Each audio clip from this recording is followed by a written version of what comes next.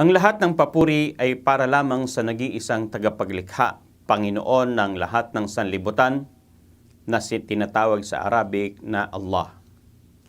Mga binamahal naming kababayan na hindi pa mga Muslim, gusto naming ibahagi sa inyo ang isang bagay na kung saan kailangan natin malaman. Sino ba ang mga Muslim? Kung kayo ang papipiliin, sino kaya ang mga Muslim? Maaring sabihin natin, ito ay Muslim sapagkat taga Mindanao. Ito ay Muslim sapagkat siya ay Arabo. Ito ay isang Muslim sapagkat mahaba ang balbas. Ano po ba ang salitang Muslim? Ang salitang Muslim ay Arabic din po ito na salita na nangangahulugan ng nagsasabuhay ng Islam. Nagsasabuhay po siya ng Islam. Sinusunod niya ang Islam.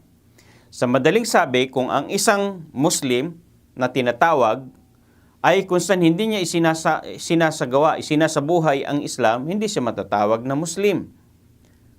Kahit ang kanyang pangalan ay isang pangalan pang Muslim. At ang salitang Muslim ay isang napakaganda at napakainam na kung saan pribilehiyo na ibinigay ng Panginoon na mapabilang tayo sa tinatawag na Muslim. Ang isang tunay na Muslim, siya yung ganap na naniniwala sa kaisahan ng Panginoon.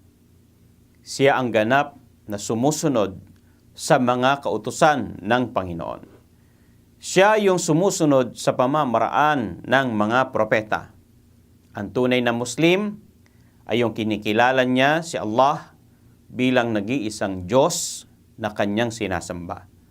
Ang tunay na Muslim, yung kinikilala niya ang pinakahuling propeta na si Propeta Muhammad sallallahu alaihi wasallam, sumakanya nawa ang kapayapaan at pagpapala, bilang huling propeta na sinusunod niya. Ang tunay na Muslim, ito yung naniniwala na may paraiso at may impyerno. Naniniwala siyang may araw ng paghuhukom, kaya siya nagsusumikap, gumawa ng mga kabutihan at umiiwas sa mga ipinagbabawal.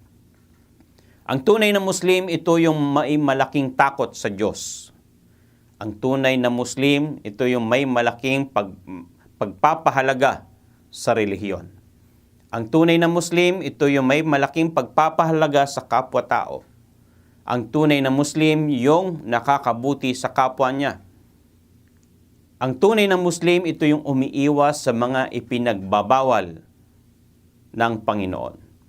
Umiiwas sa pinagbabawal na pagsamba sa mga Diyos-Diyosan, pinagbabawal na kung saan makakasama sa kapwa-tao tulad ng terorismo at iba pang mga makakasama tulad ng pagbebenta ng droga at mga katulad nito.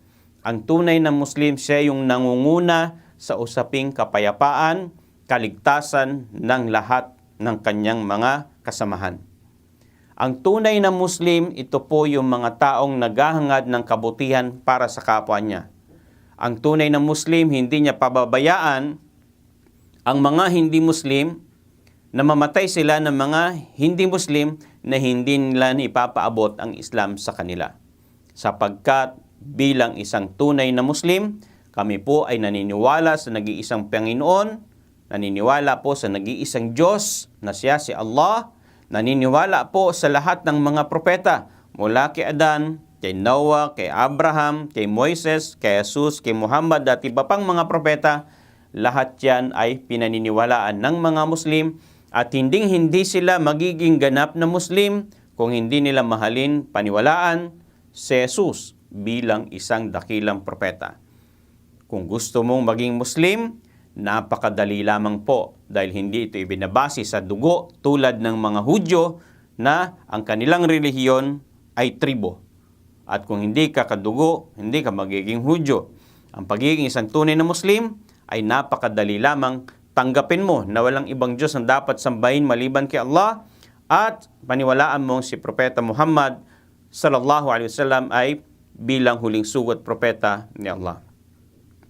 So mga minamahal naming kababayan, hindi porket sabihin nating taga Mindanao o Arabo ay matatawag nating mga Muslim na, kung hindi ang tunay na Muslim na naintindihan natin, yaong nagsasabuhay ng Islam. Maraming salamat po hanggang sa muli. Ako'y pumupuri at nagpapasalamat sa Panginoon. Sana po ay mayroon tayong natutunan. Maraming salamat pong muli.